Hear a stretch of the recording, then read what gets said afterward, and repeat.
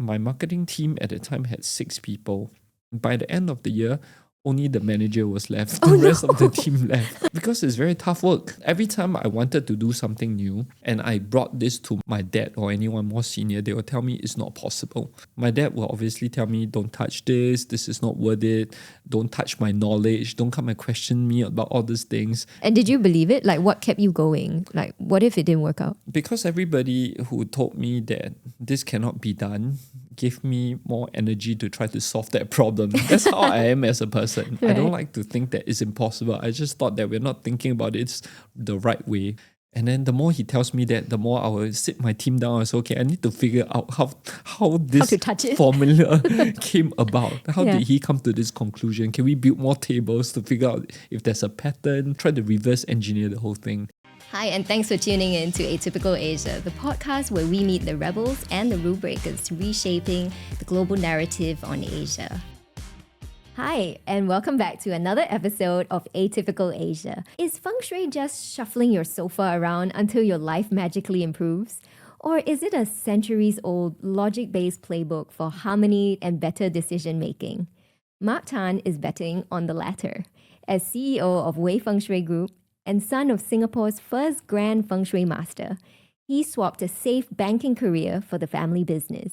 And he's made it his life's mission to catapult an ancient practice into the digital age.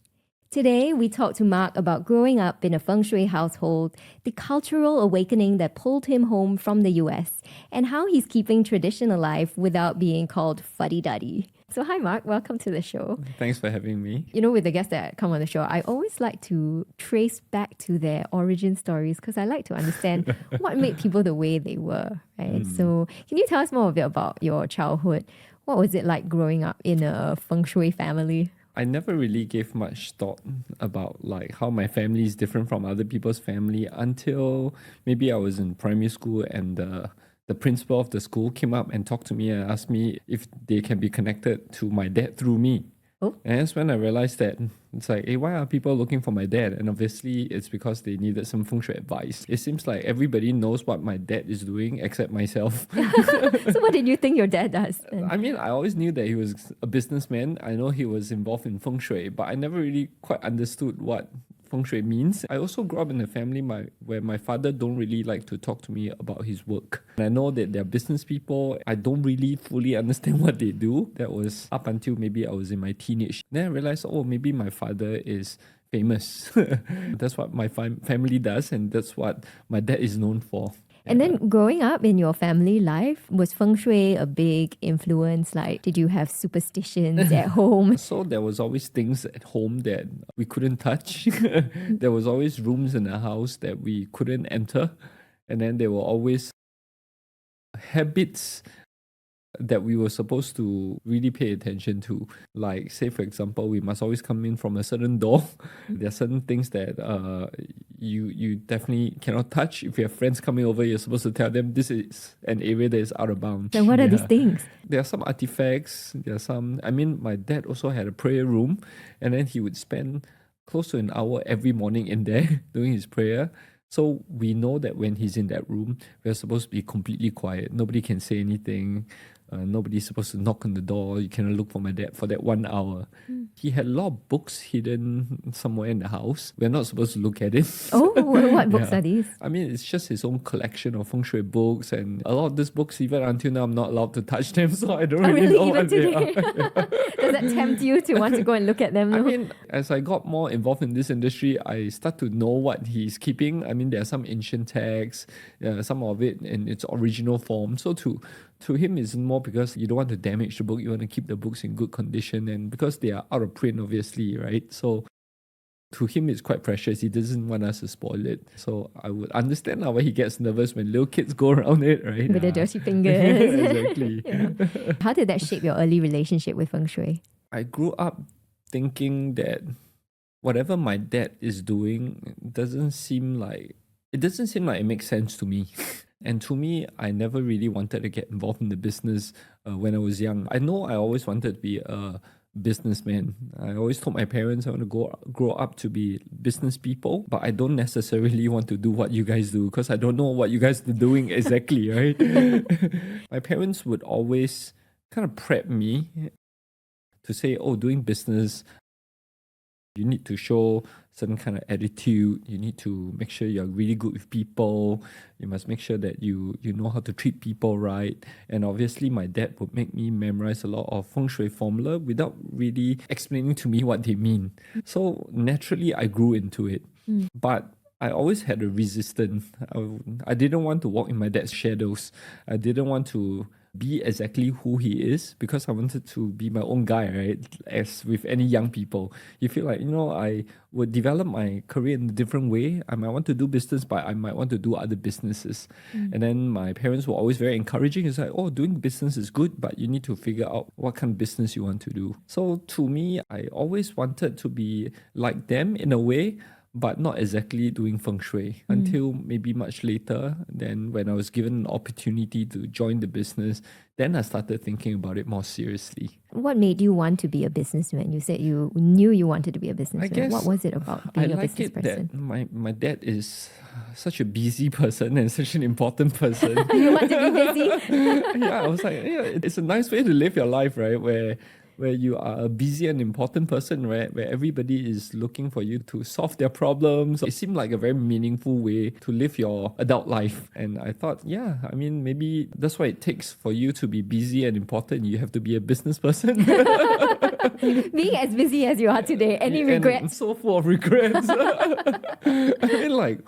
when you're a kid looking at your parents, you obviously admire them, right? You admire the lifestyle and you like it that they are such hardworking, goal-getting kind of people, and you're inspired by it. But being the Asian parents that they are, they seldom tell me about exactly what they do. They just let you know that they're very important and they're very busy. And I suppose they don't share the struggles, right, and the downsides. Yeah, I don't think they would. I don't think they wanted me to think too much. Obviously, they would have their ups and downs, but then they always try to present the best side to me, right? Was your mom in the business as well? And did they start the business together? My mom has always been in the shadow. From the stories I hear growing up, my mom was always the PA, was always the one who organizes all the workflow, the manpower, basically things that my dad doesn't want to do. My mom is doing all of them. I think a lot of business family turn out like that. The wives are always in the background arranging things. But then once, And then, the important gears that and make the then machine work. After a while, you realize that the person who controls the back end becomes more and more important than the person fronting the business, right? Because the whole structure would collapse without my mom. My dad would obviously be the face of the business. I see both of their roles as quite important. And from a very young age, I always wanted to do a bit more of what my mom does, more than my dad. My dad is very natural when it comes to speaking to a crowd, doing media interviews. He's a very charismatic person. But I always see myself more like my mom. I'm an organizer. I like mulling over complex situation, finding a solution out of certain situations. So, and I have more conversation with my mom. Being the son, I would always talk to my mom more. My dad is always just there. Yeah. And is that the role you play in the business today? Now I have to play both roles. So I remember when I first joined the business, I shared with my mom, I think it's a bit unfair. Dad has you to do all the things that he doesn't want to do, but I have no one to do the things I don't want to do. You are both your dad and your mom. Yeah, I have to do both the dad's role and the mom's role, right, in the business, and it feels like doubly difficult. So I did ask my mom, how do you overcome that, right?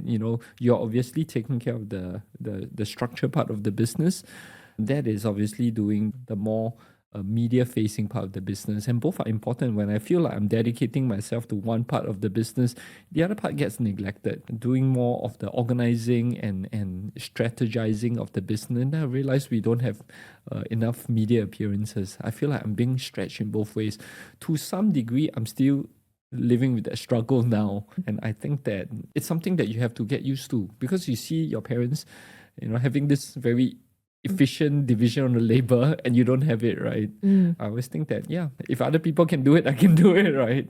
So how have you rationalized that now, being So 10 years since you took over the family I think business? I joined the business for about 15, 16 years now. So I've been helming this Way Fengshui? company for the last 10 years, I would say. I think I've come to terms with it. I know I will never be a free person. I will always be busy. There's always problems waiting for me to solve. I've come to terms that I have to play both roles. I have to be the face of the company and I have to also be involved in the back end running of the operations. And then operation now is very different from before. Obviously, there's more stuff. There's more things you have to consider. There's more things you have to do. I'm also not just fronting the business as one person. Now I have to lead a whole team of Feng Shui masters to then front this business, right? I'm very lucky. I have a bigger management team now. I have more people that help me. We are obviously hiring higher quality people. And then I let them make a lot of decisions for me and I go with their ideas. I think I'm also at the age where I shouldn't be at the forefront of everything anymore.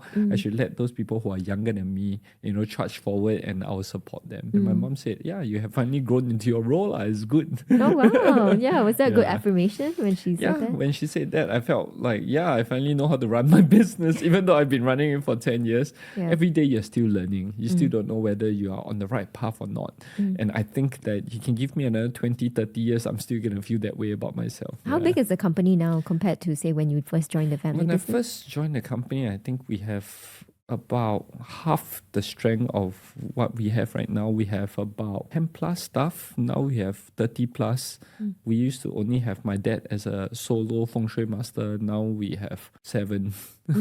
So obviously the team structure has changed. We don't need so many people to do the same job anymore because we leverage on technology. I actually want to go back to, when you decided to join the family business, right? You said you didn't want to go in feng shui, but you knew you wanted to run a business. So what was the turning point for you? I think the turning point for me was when my parents called me when I was still studying in the US. I was coming to my graduation already. And my mom told me that actually they have been having this discussion about either closing down the business, selling it to somebody else, or just passing it to whoever wants to take over. I think my dad felt like it was very tiring for him to continue running the business. He was in his mid-50s at that time, and everybody, if you have enough money, you feel like you just want to enjoy your life, right? And then I'm already at the age where I'm supposed to go out to society and start making money for myself. So they feel like their responsibility is done. At that point, that's when I started realizing that, actually, I have been known to be the Feng Shui master's son all my life. And then if they suddenly just don't have this company or don't do this job anymore, there's a part of my own identity that is missing as well. Yeah, that was the first time I seriously thought. I mean, initially, when my mom told me, I took it as, she's just informing me that they want to close down the business. I didn't think it was a conversation for me to then take over the business. But it took a few days to think about what do I want to do with my own life. I've always had my dad's PA help me with a lot of things. I always had, the company give me some kind of work that I can make extra money from. I mean, I do have some considerations of my own, right? What if my dad doesn't have self-interest. Exactly. It's like, would my life become very difficult after that?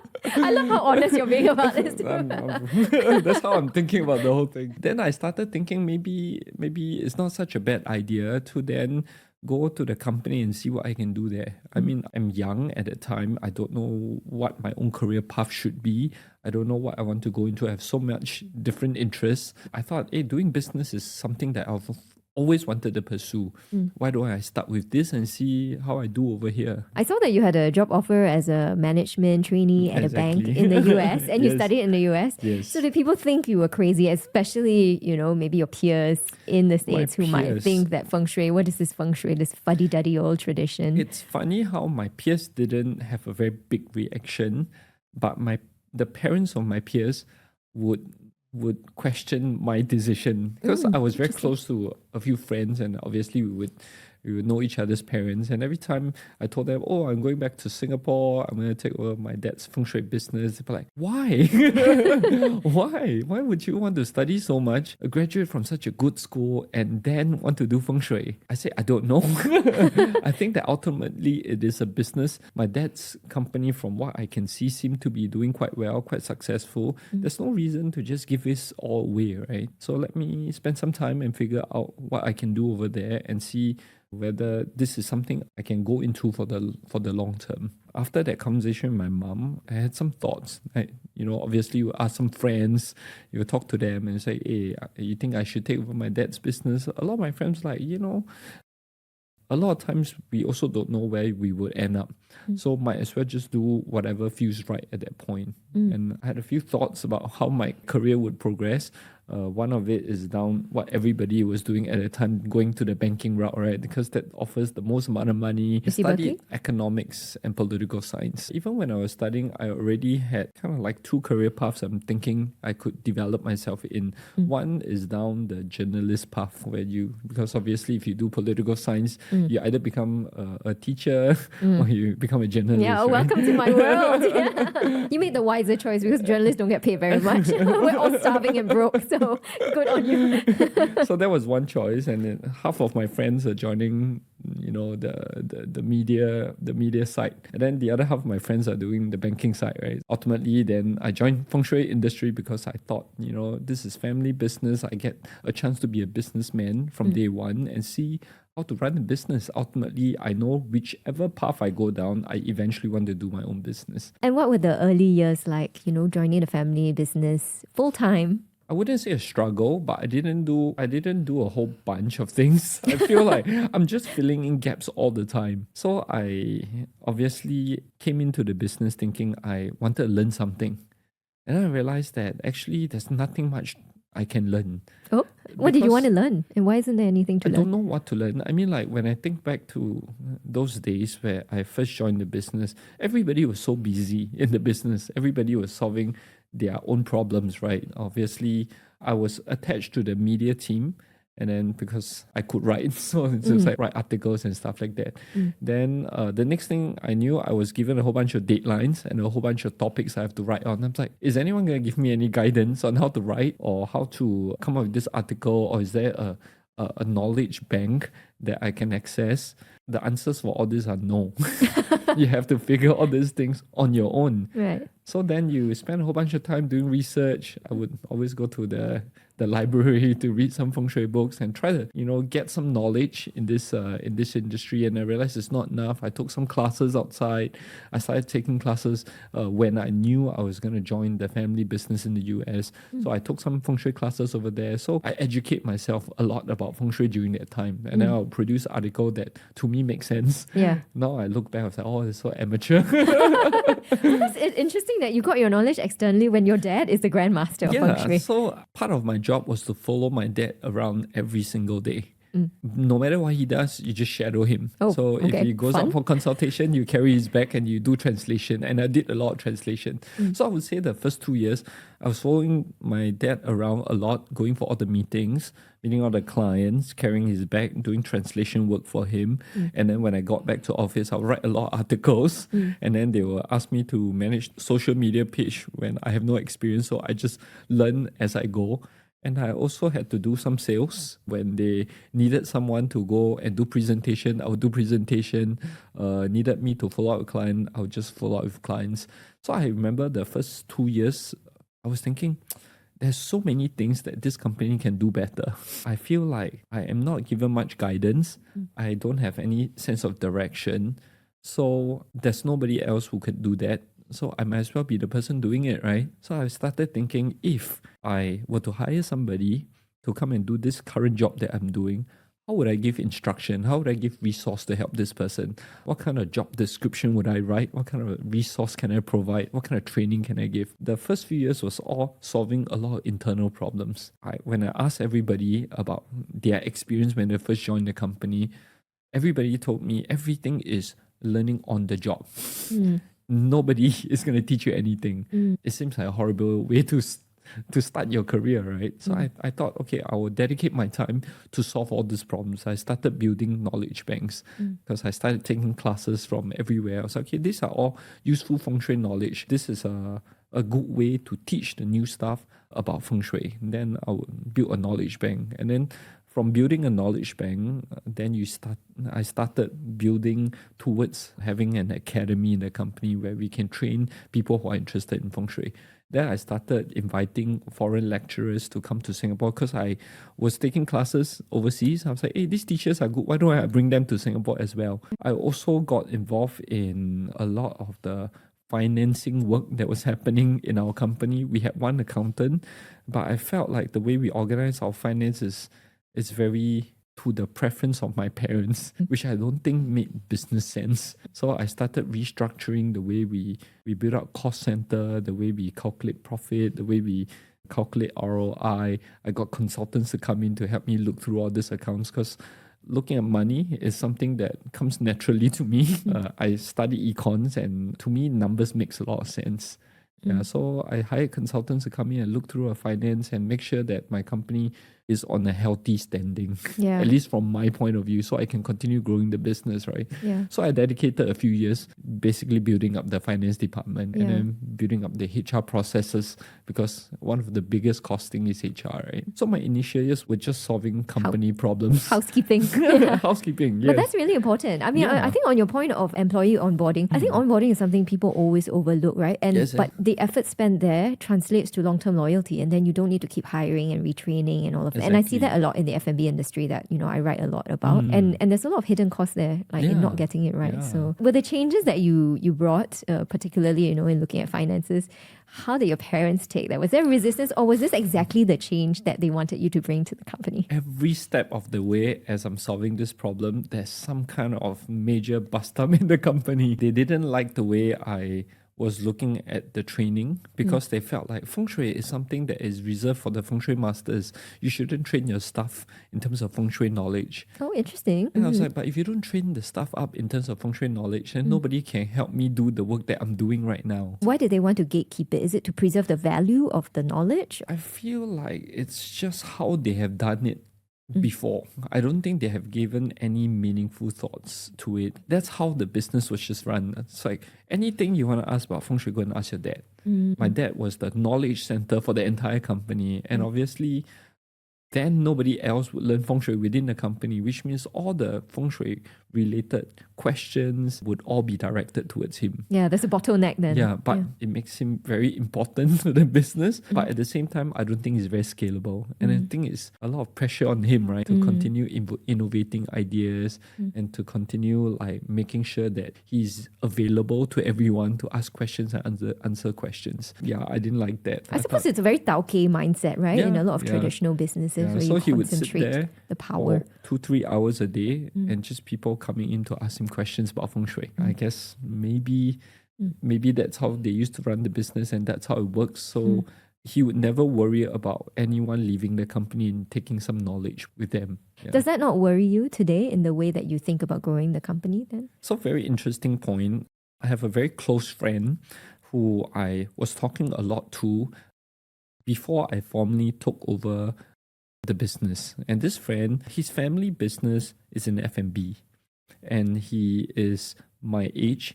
His dad is about the same age as my dad. And his dad passed away very, very early, in the early 50s. And he was only involved in the business for about 2-3 years. And then his father died of a heart attack. So to me, I saw it as, what if this happens to me and my business? And then we would always meet for coffee or lunch to talk about the pressure of family business and how we should run it. And then I still remember there was this conversation that he told me, actually your business is much harder. At least my dad's not the chef. He is running an F&B company where he hires chef, he hires all these people. So even when he was no longer around, I had a team of people that can help me run the business. Then he looked at my business, he's like, I think your business is even harder because your dad is a bit like Jackie Chan. This is example, he's like, your dad is a bit like Jackie Chan. Jackie Chan is known worldwide as the most impressive fighter on screen, and then you're his son. And you obviously don't know how to fight as well as your dad, right? But one day your dad's going to be old. And if you don't know how to fight as well as him, or you cannot meaningfully surpass him, your business is going to go down together with you. Wow, no pressure, man. And I was like, oh yeah, I never thought about my business that way. So I told myself, I cannot be Jackie Chan's son. I have to bring the business in a different direction and take away all the attention from this Jackie Chan aura and start building a team that can run this business a bit like my friends F&B, right? Where you have a professional team and you can run the business and can hire people to do the job that is important for the business. And I started seeing everybody as having to be replaced at some point in time. If the founder can suddenly die of heart attack, anything can happen to the business, right? Which is, I think that was the turning point for me in terms of adjusting my mindset on how I should be managing this business. You know, to build this management structure and management team, modernize the business, was it hard to attract people then with that same kind of modern management mindset to a very traditional business? I don't think I had a very clear idea of how I was going to build the team right from the beginning. So I always like to be hands-on in solving problems. So as I'm solving problems, I realized that I need more structure. I need a higher quality people to help me solve these problems that I'm facing. Say, for example, we had a bookkeeper doing our accounts at that point, but I needed some financial analysis to be integrated into the finance department. It couldn't always be making sure everything balances out, right? It has to be a meaningful way of investing this money, a meaningful way of compensating so people can feel motivated and stuff like that. So as I'm solving problems like that, I also started hiring higher quality people. I first brought in someone who can do a full set of account. Then I started upgrading this role to be more of a CFO kind of role. And then I started outsourcing a lot of the bookkeeping responsibility outside of the company. So that's how I always solve problems in my company. And then I would then run the marketing company. I would say we need to improve the way we communicate Feng Shui knowledge. It cannot always be just listen to your Feng Shui master. It has to be accessible. It has to be in a way that people can relate to and understand. And obviously at that point, I was the target crowd because I was in my 20s or my early 30s, and these people were eventually going to be the future clients of this company. I said, you all need to help me design messages that would resonate with me and my friends. If my friends don't pay attention to what my company does, Feng Shui will die along with this new generation. So we started looking at the way we write our books, the way we put ideas across, the way we market ourselves. And then that's where I hire better people in terms of marketing, story crafting, writing, and all these things. And I think that's where you guys have really excelled. And, you know, in my opinion, I think that's what sets Way Fengshui apart from the rest. And that's also how I discovered you guys. Actually, interestingly, through my dad. But my dad is a very modern dad. He's 70, but he's always got all his latest tech gadgets. He's got a million apps that he's always asking me to download. And I'm the one like, my phone has no more space. Don't ask me to download another app. But, you know, he came across the Way Fengshui app and he liked that you can do it yourself. And he was telling me, you can DIY. You don't need to go in and see a Feng Shui master. But if you want to, you can. But, you know, it's at your fingertips. Talk me through a little bit about the marketing strategy. How do you make something as obscure and sort of stuck in the past as Feng Shui appeal to a millennial and Gen Z audience? What was the first thing you set to address for this audience? I remember I was sitting with my marketing team in a meeting, and every year we would come out with this notebook that was about this thick that give you information every single day, and you could write notes on the side. I was with my marketing team. Obviously, we sell a few hundred copies of these books to our customers every year. But in that meeting, everybody had a notebook, but nobody's using that notebook. Then I was like, why is nobody using our notebook? Even your own Obviously, team. in our work, we need a notebook, but I want you all to share with me why you're using the notebook that you're using right now instead of the notebook that we publish every year. At the end of the conversation, I realized that nobody believes in whatever we are doing because that information is irrelevant to this generation of people. They feel like, yes, if I needed to look for information, the company has a lot of resources. I can select dates and stuff like that. But I wanted a book that is easy to carry, that is pretty to look at, that is easy for me to write notes and stuff like that. I was like, then I sat there feeling a bit upset that we continually have to do work because, all these are legacy, right?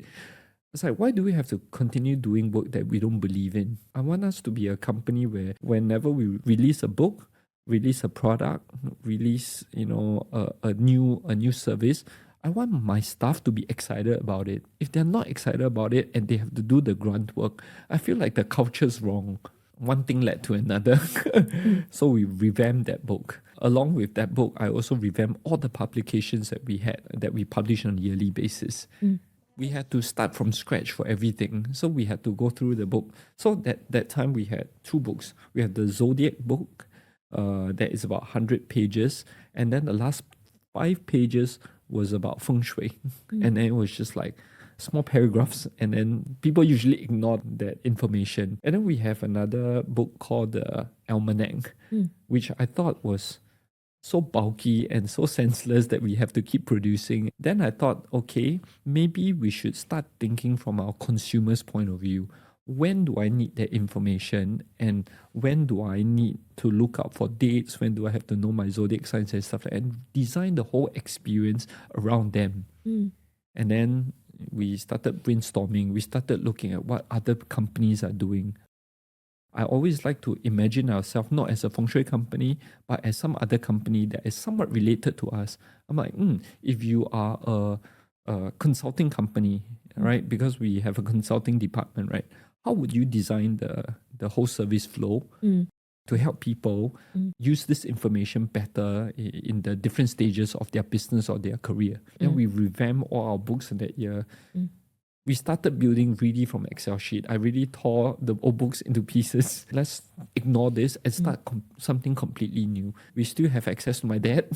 I have access to the internet and all my teachers that I have been learning feng shui from. We have all the resources. Let's just do this. And then I think my marketing team at the time had 6 people. By the end of the year, only the manager was left. The rest of the team left because it's very tough work. I think every time I wanted to do something new and I brought this to my dad or anyone more senior, they will tell me it's not possible. They will say, don't touch. This is something that's not worth it. Yeah. And did you believe it? What kept you going? What if it didn't work out? Because everybody who told me that this cannot be done gave me more energy to try to solve that problem. That's how I am as a person. Right. I don't like to think that it's impossible. I just thought that we're not thinking about it the right way. We have to think about this the right way. I think I'm kind of glad that I have that in me. Because my dad will obviously tell me, don't touch this is not worth it, don't touch my knowledge, don't come and question me about all these things. And then the more he tells me that, the more I will sit my team down and say, okay, I need to figure out how this formula came about. How did he come to this conclusion? Can we build more tables to figure out if there's a pattern, if there's a formula sitting behind? Let's try to reverse engineer the whole thing. Oh, reverse engineer the knowledge. And then bring it to him and force him to give us a straight yes or no answer. So we will build forms and tell him, is this done correctly, wrongly, or stuff like that. I don't need him to explain, but I will just find patterns on my own together with my team. And did he ultimately approve some of the formulas that you came up? I think he was quite impressed with me and my team at the time that we managed to reverse engineer all his knowledge out, his thinking process. And obviously, if he's in a good mood, then he'll give us some pointers. I was like, I wasn't thinking about this. I was thinking about that. But did it shake you when 5 out of your team of 6 left and there was only 1? Obviously, they didn't leave altogether. They left one by one. It's until the end of the year then you realize, my team is all gone.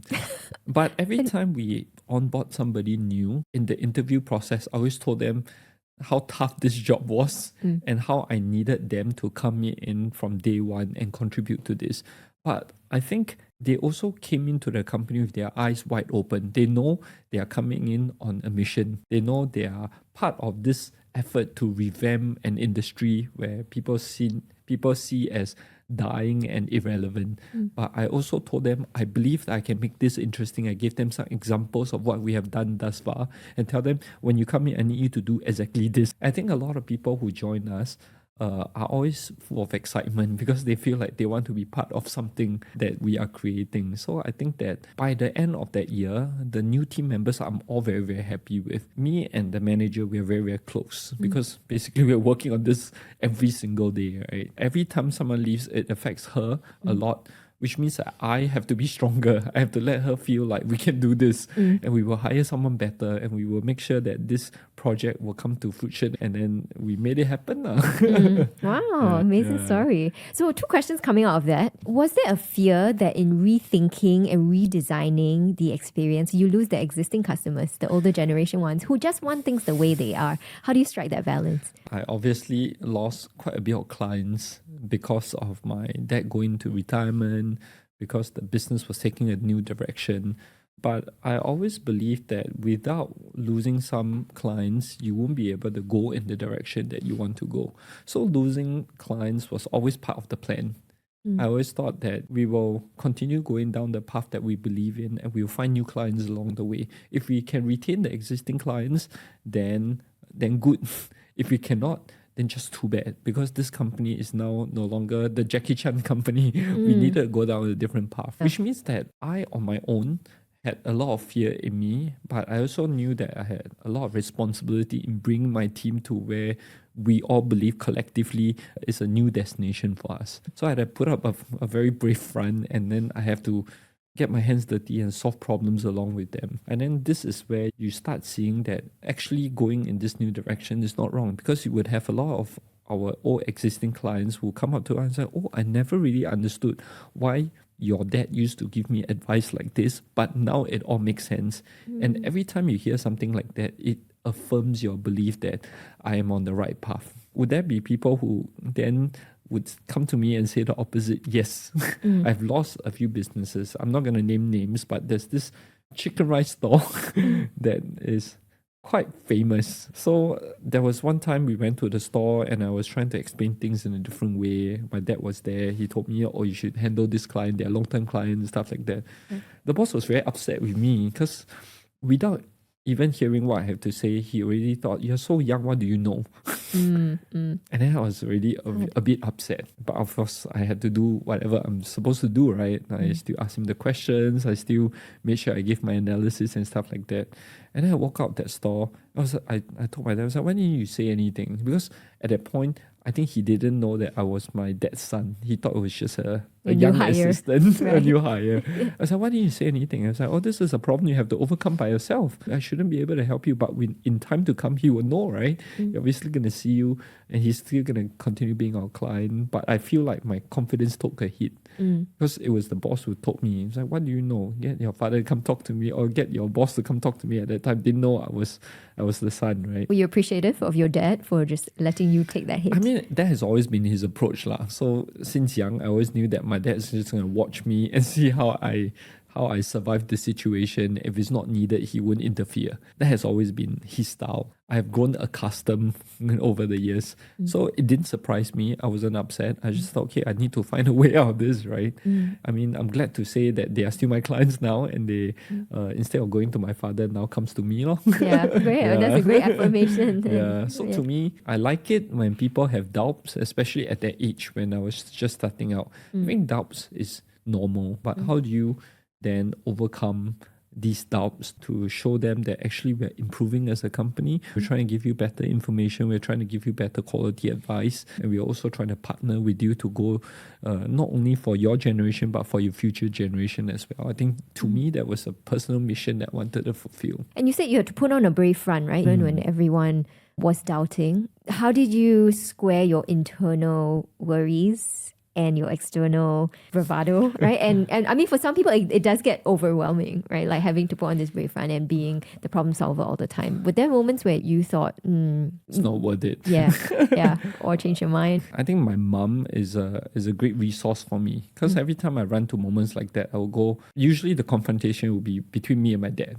And then I'll go talk to my mom, and my mom will tell me, oh, if you cannot do this, then you're not suitable to do business. Because every single day, you have to deal with problems like this. And she would tell me her personal story about how she was always seen as the wife of the Feng Shui master, right? And obviously the wife, if you don't have any areas where you know more, then you won't be able to then manage the team, right? And she said you have to build your own ability, your own team, your own knowledge, and that starts from having your own idea. If you don't have that, it's going to be hard for you to manage your team. Then every time she shares some anecdotal example of what she went through and stuff like that. It gives me fresh energy to tackle the existing problem that I had to tackle. Yeah. So I think my mom was very, very helpful. I think she saw the business from a very different way or from a different angle from my dad, and that perspective really helps me. But I feel like as a person, I naturally think more like my dad.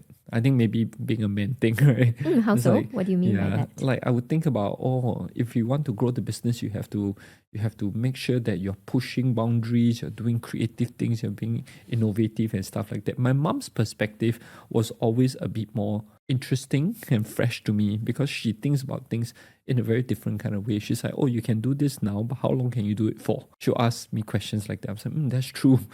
And is there anyone now that you feel like can do that on your behalf? Is that meaningful for you to get involved? Because she sees things from a different angle. So having to balance how my dad think about the business, and he is if you want to do this, let's be at the forefront. I will lead everybody from the front and get this done. Versus my mom, who is more hands-off, sitting at the back. It's like, oh, you go do this, you go do that. I'm not going to get myself involved in this, but I want answers from this person, I want answers from that person. I think my mom is more of a strategist in the background, and my dad is more of a warrior in the front. I feel like my natural state is more the warrior at the front, but I have to learn to be a strategist, sometimes taking a step back and letting my team solve the problems. Yeah. I think hearing you, I think you're so fortunate. I mean, even though there's a lot of pressure on you to be both your mom and your dad, but having the external left Both and right brain, yes. supporting you as well. Yeah. I think that's great. It's tough, but at the same time, it's good training. Today, are they still, advising you, guiding you, or how is it like today? I think the business has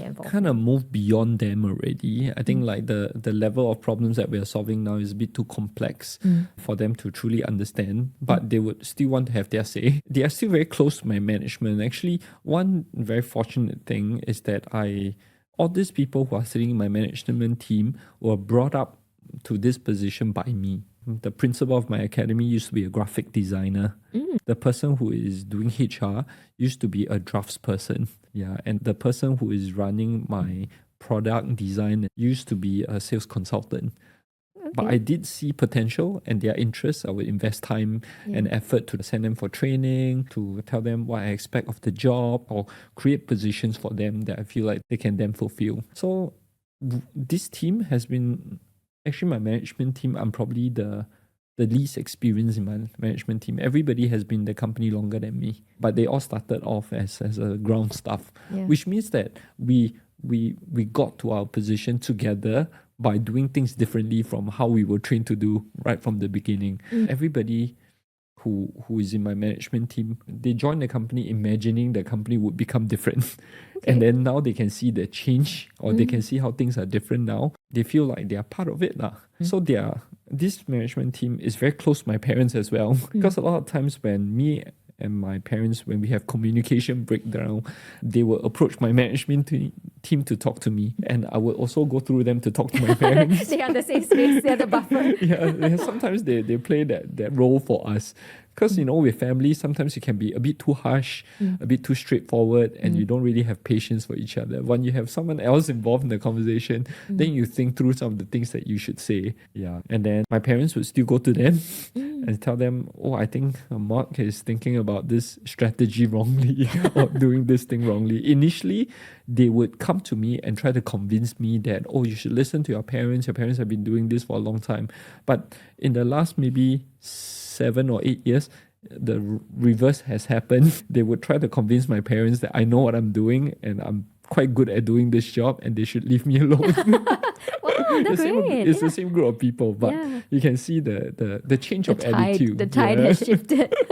I mean, it really sounds like you have such an ideal setup, surely through a lot of hard work. But I think also, I'm on a mission, as I always say, to normalize failure. Like we always talk about successes and things that have worked out. But for you, what was, say, your biggest failure, your biggest misstep that, has shaped who you are today or how you think about the business? I don't dwell on my failure a lot. I feel like if I see something that is not working or is not going down the right path, then I either solve it right away or I choose to live with that as a consequence.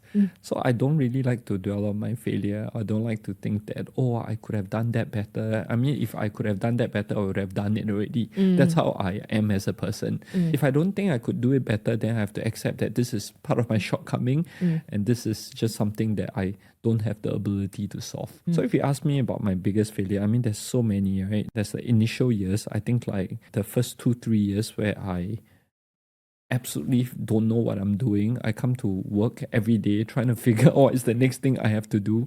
And then I try to figure out from very basic, basic stuff like, talking to people, researching on the internet. Basically like a management trainee then, right? Basically, the first few years that I took over the business, my dad was very eager to retire, which means that our company went through a dip in revenue. What he used to be able to bring in, by the time I took over, he was working like less than half the time, which means that revenue fell more than half. And then I have to find new ways of improving our revenue from other areas, which is like, finding new feng shui masters, thinking how can I squeeze more from the existing clients, how can we have more services in different areas, can I come up with new revenue streams like new products or new classes and stuff like that. I look at what other people are doing in other industries and see, how are they dealing with this kind of problems? I always tell myself that if other people in other industry are facing that problem and they can overcome it, then we should be able to overcome it as well using the same mindset and the same method. So I always look outside of my industry for solutions. Is there an industry that inspires you or that you watch very closely? In the earlier years, I always look at the management consulting industry because I feel like their job is most closely related to ours.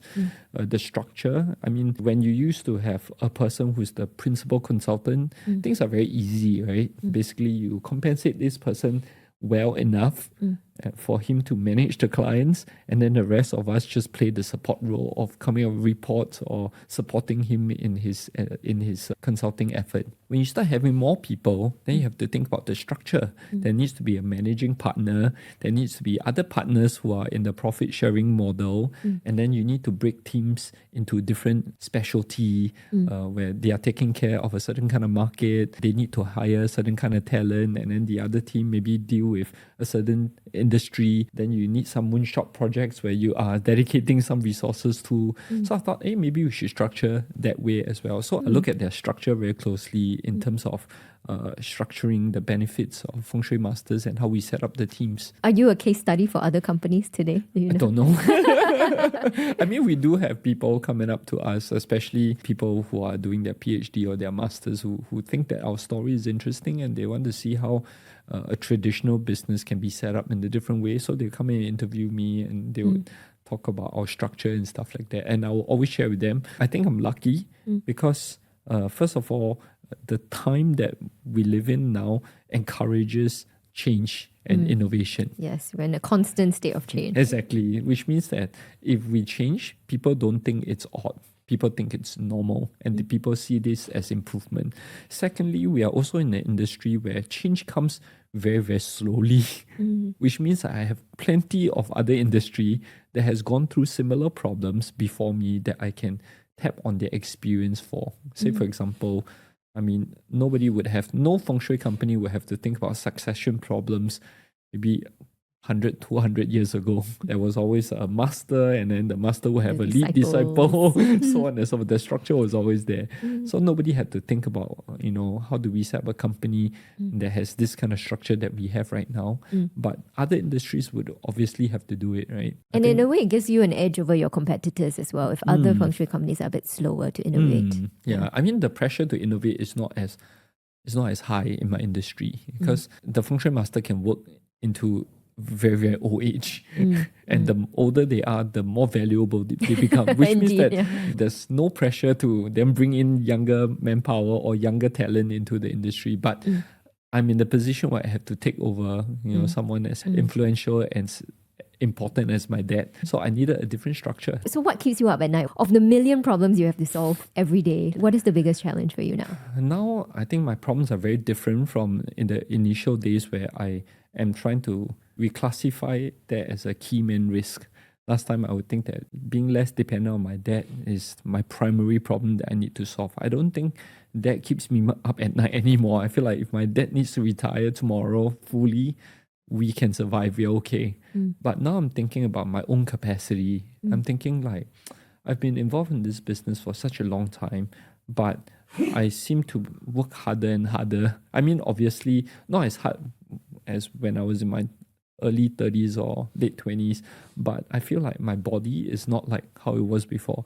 I won't be able to be at the forefront, making changes or pretending like I know what the next generation is going to need, right? So I need to replace myself a little bit more now. Like if you have someone in their early 30s or 20s who shows good potential, I always kind of want to train them a little bit more to take more responsibility within my company. Your own succession planning. I need to start thinking about that because I look at my dad, he is about in his mid-70s now. I think he is living a pretty good life. I think he's quite lucky because he has me. But I don't know if my son can do that for me or any person out there can do that for me. And if I don't have someone like that, then I wouldn't be able to live such a happy life in my 70s. True, right? yeah. Oh, your dad's watching this episode, Master Tan. You're very lucky to Yeah, so I'm thinking, can I retain talent? Can I also hopefully impart some of that fighting spirit I had in me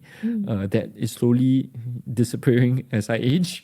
I feel like younger people are hungrier. They would understand their demography better. They will understand future trends better. And I should let them take the lead a bit more. If I'm still at the forefront telling them, oh, I think the best way to market our knowledge is this and that. The best way to set up our team is this and that. Then I think this business will eventually get more and more irrelevant as I get older, right? I don't want the pressure to be on me to keep learning new things. So when you talk about this fighting spirit, right, in preserving a tradition, I think you've fairly successfully done it, right? In fact, there's so much more interest today from the rest of the world, especially in the West. So what is the fighting spirit that is required then? I think maybe not so much to survive, but to excel. You need the younger generation or the future successor to want to bring this industry to a new height. I mean, now I feel like my company structure is primed for scaling. When it's primed for scaling, then we need to consider different things, right? Should we take in outside capital to grow our business a little bit more? Can we leverage on all the latest technology like AI to disrupt our own business so we can scale a bit more, help a bit more people? These are the things that I feel like I have to put them in the works and hopefully create an opening for the future generation to then take and go. Businesses ultimately needs to continue scaling and growing, right? My part of the work is to make sure our company is primed for scaling, scale up to a certain size, and then let someone else come in and take this and bring this more global or to a different scale. That person maybe don't have to think about survival problems so much anymore, but can we imagine Feng Shui being more accessible tool even for non-Chinese people? Even outside of the Asia demography or the Asia geography? Can we go to the Western countries and teach them about Feng Shui? Or can we work across from the Chinese astrology knowledge to the Western astrology knowledge and bring this knowledge closer to each other so we can provide a more holistic type of solution for people in the future? And there is some investment interest in the Feng Shui industry. What are investors looking for? Why are they attracted to this industry? I think a lot of investment funds are looking at what can we evolve Feng Shui into for the future generation, right? How can we keep adjusting our space to bring people more calm and peace while they're working or growing their family? I think there's a lot of untapped potential in this industry as the current Gen Zs, they get a bit older. I think their aspirations are very different. Their aspirations are no longer about making more money. I think like in terms of wealth, global wealth is really at a very healthy level right now. It's about redistribution of wealth. The younger generation are more aspirational in the way that they want to find balance in life. They feel like you shouldn't dedicate your 20s to your 60s or to pursue career goals or to progress in your career. they want to have fun while they are doing that. They want a more balanced way of approaching their career, which means that ultimately their mental health is important for them. Longevity of their mental energy as they are working in their career, taking care of their families and doing all these things has to be done in a more balanced and comfortable way for them. And I think and this is the anxious generation. There's so many anxieties to deal with. I mean, like sometimes I think if I'm 10, 15 years younger, I would probably be living with the same kind of anxiety it's a very as well. tough life. I don't want to be younger than we are. Actually, I'm happy where we are. I'm not envious of them. All the social media pressures, the comparisons. And I feel like our knowledge can help bring some peace and calm to their generation, which they would see as a tool to tap into if they wanted to do things in a more balance. I mean, the whole philosophy of Feng Shui is about creating balance and harmony, right? There must be something we can do for the future generation. How do we do it? I don't know. I think it takes someone from their generation to take this knowledge and recreate in a way that their generation can tap into. The same way you took your dad's knowledge and started with a blank Excel sheet and reinvented it. I love that. I think that would be super exciting to watch. And to me, I feel like our company should be in a better position because I'm very cooperative compared to my dad. And I'm willing to share everything that I know to the next generation. But maybe then they won't have the fighting spirit, right? You need the naysayer. I'm worried about them having no fighting spirit because, sometimes when you're met with some resistance, it brings out the best of you, right? Yes, maybe I shouldn't be so cooperative. Be a bit more grumpy. Exactly. Comes with age. I'm sure I'll get there at some point. AI in Feng Shui. What is your take on it? Is it a boon or a bane? Is it going to destroy the entire industry where we all go to ChatGPT and ask for recommendations and never have to see a Feng Shui master? This is how I think about AI. It's like having a person to do a job that can be automated. AI is not there to replace everything in a very straightforward manner. The process would need to be designed. Say, for example, if I want to replace myself, I feel like it's only replacing the parts that are very repetitive, that can be automated. There's a big part of my job that cannot be automated. The advice that I give to my clients, the conversations that we have, cannot be automated unless you are someone who just goes by formulas and stuff like that. A lot of time, Feng Shui masters are seen as a partner in tough times, like to help you gain some insights into your own life, into your own strength, to you as a person, and how you can tap into the space around you to enhance your chances of doing better in the area of your choosing. I feel like it's a very human to human touch industry, high human touch industry. But at the same time, there's a lot of my work that can be easily automated.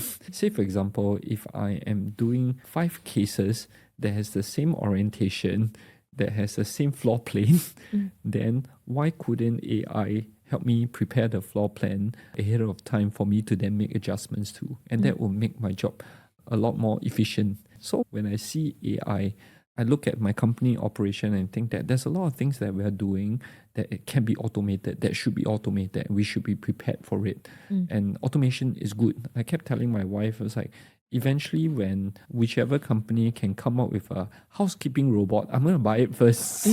Because ultimately we are stacking our clothes together in the same way every day. We're mopping the floor the same way. We're sweeping the floor in the same way. And because we don't have a helper, we have to do everything on our own, right? If there's a robot that can do all these things and we have to keep doing it, I would definitely buy it. I think that is a good use of AI. But if you're trying to use AI for something that has very strong human touch, like the way I communicate with my kids, the way I communicate with my wife, the way I communicate with my clients, I think that is the wrong way to think about AI. That part should still remain. So I think about AI as making our lives easier, not making my life tougher.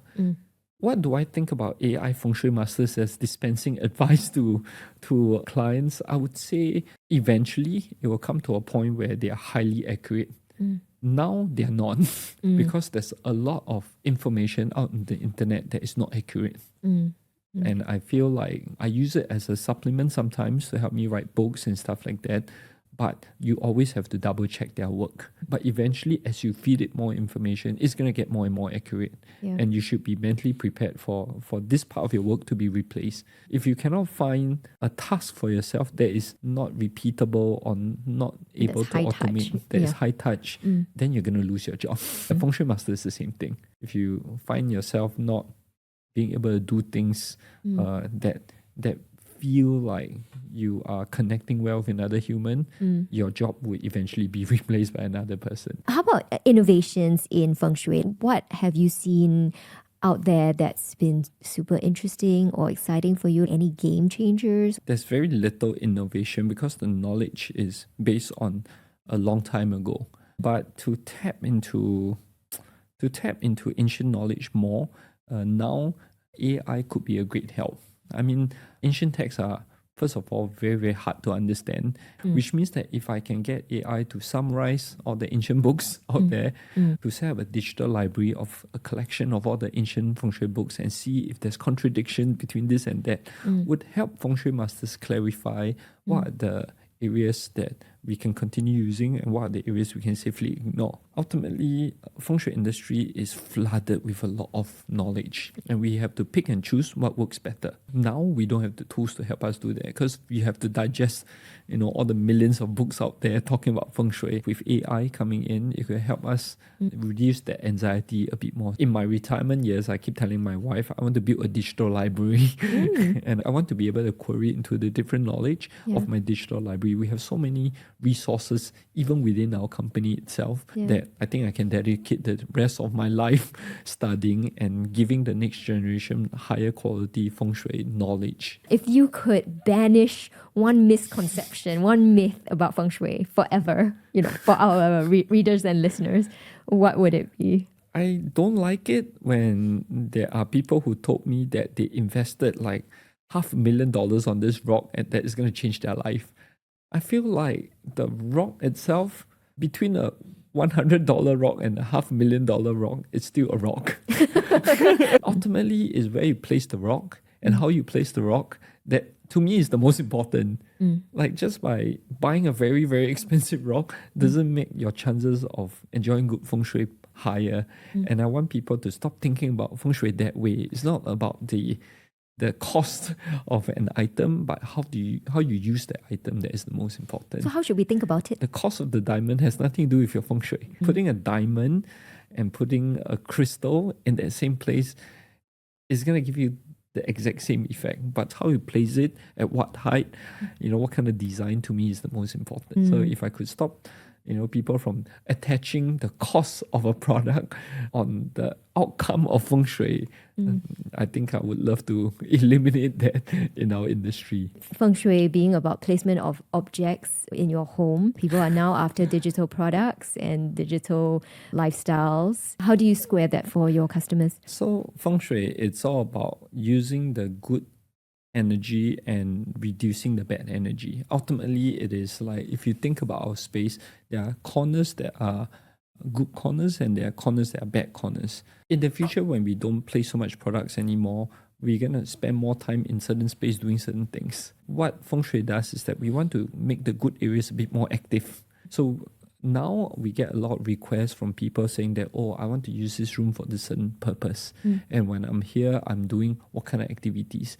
And now our advice has evolved more to become that already. It's no longer about you need to put a plant here and stuff. I say, when you're doing your work, you want to be in this space. When you're doing your meditation, you need to be in this space. When you're doing a workout, you need to be in this space. You need to tap into this energy when you're sleeping and stuff like that. So I think it's no longer about placing objects at a different space, but how you make use of the different space. And to me, that is where I think we can evolve a bit further, instead of telling people, you need to, place a set of lions over here and stuff like that. And another contradiction I wanted to address is this idea of, if you place a rock, whether it's a cheap rock or a $500,000 rock, that your life will change dramatically, versus the hustler idea where it's like, okay, there's an obstacle, we can overcome it through sheer grit and determination. So how do we square that contradiction? So the way I practice Feng Shui is very different from the previous generation where they they leave a lot of things up to fate, and they think that they place a lot of hopes and dreams on Feng Shui changing their lives. Our generation, we didn't see things as so black and white. We think that Feng Shui, while important, our effort is also important, but I want our effort to be aligned more to the outcome. Sometimes informing ourselves of our luck cycle, adjusting our space to give us a better chance, and understanding how we can use our own energy while interacting with that space, to me, takes away more resistance when it comes to reaching your own goals. And to me, I don't believe that you should only hustle without a strategy. And I also don't believe you should just purely have a strategy without any hustle, because you're going to meet problems along the way and you need to overcome problems that you don't foresee. But having more clarity before you decide to go down that path, having the right energy to deal with the problems that are going to be thrown at you, to me, is all about how you manage your energy and how you understand your energy. And to me, there's no conflict.